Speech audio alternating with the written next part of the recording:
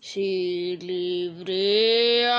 των γόνων και γίνεις των εφόρων, τον έσχα της χρόνης φανέντα, αρετής φύλων γνήσιων, νεκτάριον τιμήσομεν πίστη, ως εν Θεόν θεραπώντα Χριστού.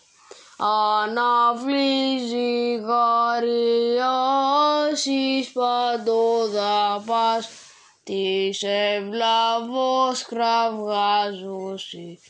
Δόξα τω σε δόξας αντιχριστό, δόξα τω σε θαυμαστός δόξα το ενεργούν τη Δία σου πάση νιάματα.